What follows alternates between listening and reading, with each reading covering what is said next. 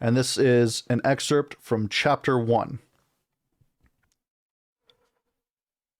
My mind was racing, filled with pounding anxiety and terror as I ran through the crumbling streets of my home.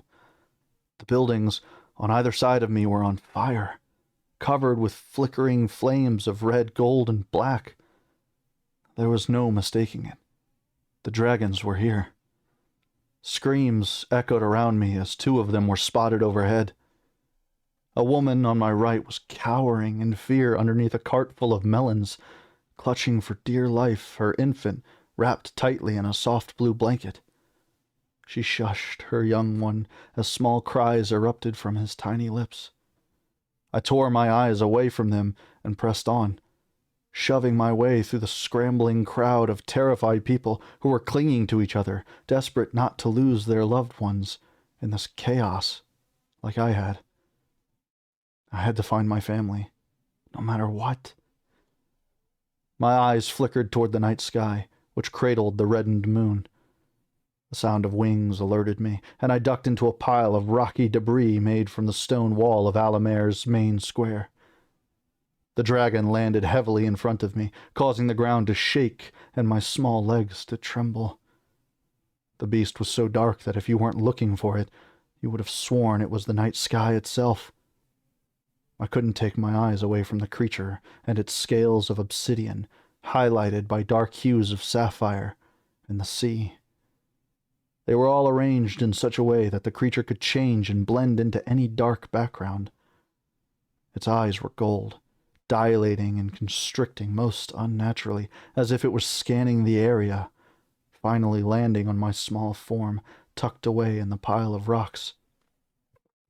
My breath hitched as my fingers reached up to grasp the gold pendant around my neck, stopping it from swinging and hitting my chest. The feeling of the cool surface pressed into my palm calmed me suddenly.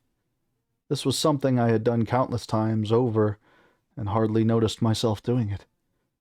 It helped to slow my heart rate and thoughts as I watched the dark, velvety wings fold up slowly onto the back of the dragon.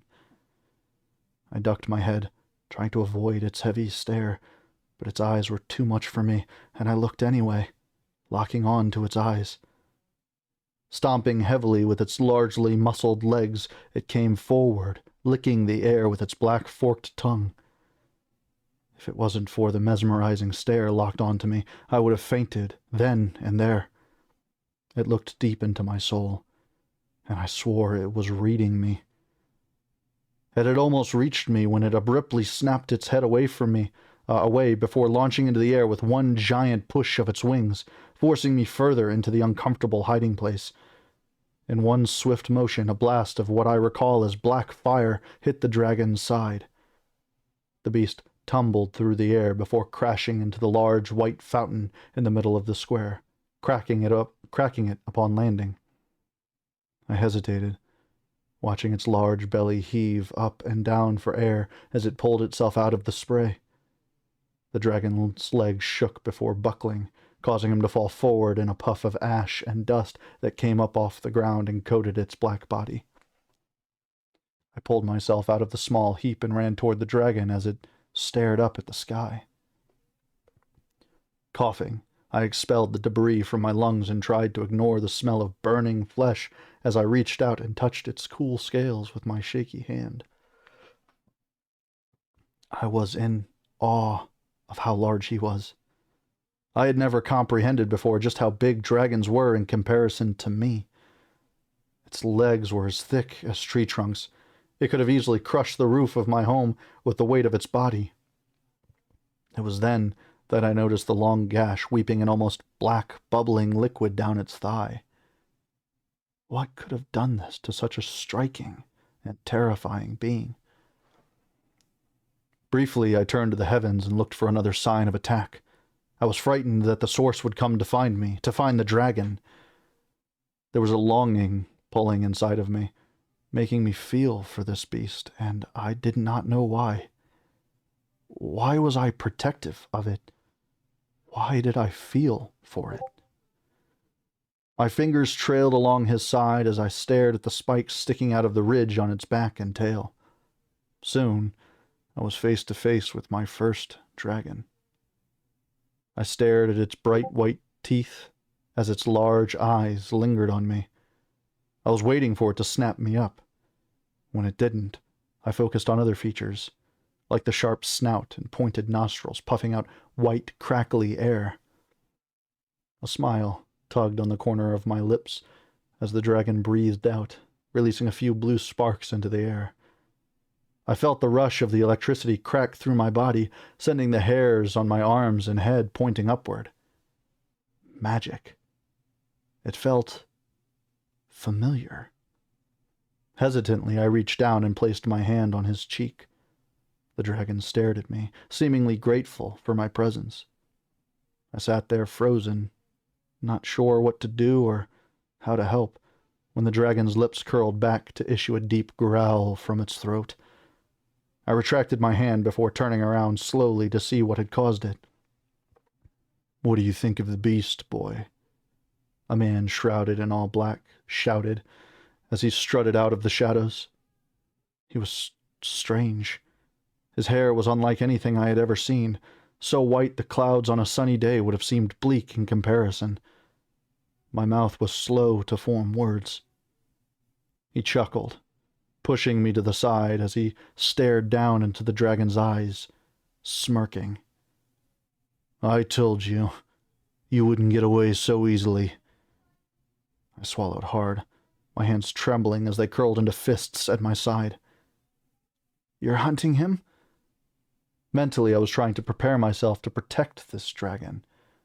Even though I was only 7 years old, I was always getting into fights with other boys. The size of this man did not matter to me.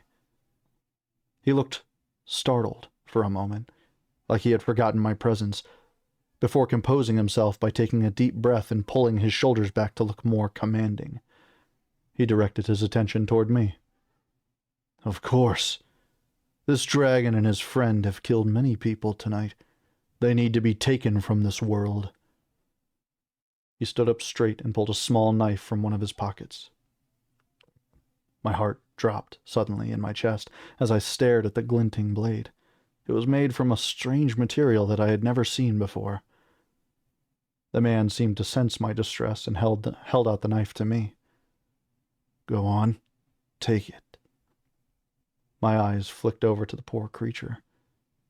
If it killed all those people, why did I feel bad for it? "You shouldn't feel bad," he continued. "It tore up houses and has wrecked this town. It will never be the same again. Think of it—" He paused, looking for the right words. "As pest control." My curiosity finally got the best of me, and I reached out to grab the knife, gripping the brown leather wrapped tightly around its handle, running my thumb back and forth over its smooth white blade. "That's a dragon's tooth," he stated proudly. "One of the only things that can pierce a dragon's hide. I got this one from the first dragon that I killed using magic. I pulled it right from its mouth." He was smirking happily at the gruesome memory. I handed the knife back to him quickly, still not willing to speak to him. His swirling gray eyes locked onto mine, letting me get a good look at the pearly faded scar that ran down over the bridge of his nose and across his cheek. "What's your name, boy?" "Soren?" I finally uttered nervously. "Well, Soren." He squatted down, making himself seem more approachable. "Would you like to see something else of mine?" I nodded once, curious as to what other intriguing items the man had up his sleeve. He pointed toward the dragon. "Do you see that there, in the center of its chest?" It was unmistakable. A bright blue pulsing stone lay on his breastbone, pulsing almost as if it was alive. A living storm brewed underneath its glass-like surface.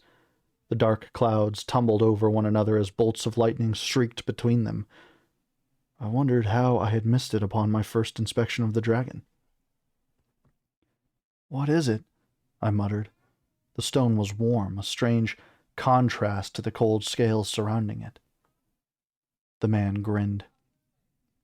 "Powerful. My friends and I are here to save the world from beasts like this one. His foot snapped out and kicked the dragon on its closest leg, earning another growl. They have stolen magic from the world, and I intend to return it. I gulped, sweat suddenly beading on my forehead as a ball of anxiety formed in my chest. You're going to kill it, then? He nodded solemnly. Yes, for the good of mankind. As he brought up the blade to make the blow that would take the dragon from this world, I looked once more into the golden eyes of the dragon. He seemed frightened. The light slowly left it as it breathed out his last gasp of air. His head fell back onto the ash-covered ground, and he was no more. I looked back up at the pale man, tears brimming in the corners of my eyes. What are you going to do with it? He was holding the stone, which he had pried from the dragon's chest with blood-covered hands. Smiling, he closed his eyes and concentrated deeply, willing the oblong stone to shrink. Black tendrils of smoke emerged from his hands and encircled the object, making it do as he commanded. When he was finished, he placed the now small dragon stone within a pocket in his robe. I am afraid, young man, that is a secret you cannot yet learn. I have a proposition for you, he suddenly murmured, interrupting my whirling, scared thoughts. You can help me burn out this creature from the world and resurrect it to the beautiful thing it once was before they roamed the earth. I see great potential in you, young Soren. Shaking my head, I took a few steps back, remembering the reason I was running about in the first place. I need to go. My mother and little sister. His eyes softened in understanding. Ah, I see. You must go, then. I nodded, tears forming in my eyes. My mother, my sister, my family. I turned and ran. My feet carried me through the rubble-filled streets still burning with fire. I shoved the thoughts of the dragon from my mind as I passed those who were hurt or dead. I had more important things to think about. I would cry over the lost dragon later. It seemed like a lifetime before I came to a stop in front of the ruined home of my childhood. I vaulted into the crumbling rubble. My eyes widened as I scanned the dragon claw marks as evidence where they ripped off the roof. The man had been right. They did destroy this town. A dark purple dragon body lay over one of the walls. There was a gaping hole in its chest where its stone had been. Its green eyes were glazed over, staring directly at me. I turned my head away quickly, not wanting to look at it, as it reminded me of the black dragon that I had found so mesmerizing. Scanning the mess, I began to panic, wondering if my mother had gone elsewhere to look for me. I could be lost, stumbling through the bricks and broken glass of what used to be dishes and windows. I pushed myself further into the mess. That's when I found them. Their bodies were lying next to a heavy beam that had fallen from the ceiling, my little sister cradled lovingly in my mother's arms. I bit my lip and looked away, trying to fight back the tears that were pushing to fall down my cheeks. I needed to make sure they weren't dead. I climbed over the cracked wooden table and dropped myself into a weeping heap at my mother's feet. Ma? I whispered, reaching out to grab her stiff, cold fingers before pressing one onto the side of my cheek. You can't be gone. You can't be. I looked at her soft brown hair, pushed back behind her ears. She could have been sleeping if it wasn't for the dark pool of blood soiling her ruffled blue blouse. My bottom lip trembled as I gazed down at the tiny figure curled into a ball on my mother's chest. Her blonde ringlets were covered in ash and soot, outlining my baby sister Riona's face. She was still in her tiny pink dress that she had insisted on wearing this morning. Gently, I placed my mother's hand back on my sister. I wasn't sure what to do or say. The shock was too much. I felt as though my heart had been ripped out. There was a large hole in my life now where they once were. I was alone. They were gone. I had no one. I had no one. That's when the tears finally came, breaking through the dam that I tried to hold up. They streamed over my cheeks, falling softly into the dirt under me. I am so sorry for your loss. The hair stood up on the back of my neck at the voice. Go away, I growled, wanting to be left alone in my time of grief. I waited for the man to leave so that I could continue in my mourning, but instead, I heard only the crunching of rubble as he moved toward me. My fingers reached down and curled tightly around a loose red brick before I turned and threw it as hard as I could in his direction. Go away! I screamed before falling back down and pulling my mother's brown skirt into my hands and pressing it into my face, trying to get one last scent of her warm skin that I used to breathe in as I hugged her. I had no one. I wanted to die with them, to join them in the life beyond this one. Maybe there I would be happy, in a world without death or dragons. Don't let their death be in vain, the man spoke softly, trying to soothe me. You can come with me. The dragons killed my loved ones as well. I know your loss. Racked with shaking, I slowly looked up into the face of the man. Who are you? I finally choked out between sobs. He smiled as gently as his face would allow. Holding out his hand, he said, My name is Eris, and I am here to help you, to help all of the people in this world so that no one else has to die like this. I swallowed, feeling the nerves and anxiety building up in my chest. Come with me, Soren. Help me change the world for the better.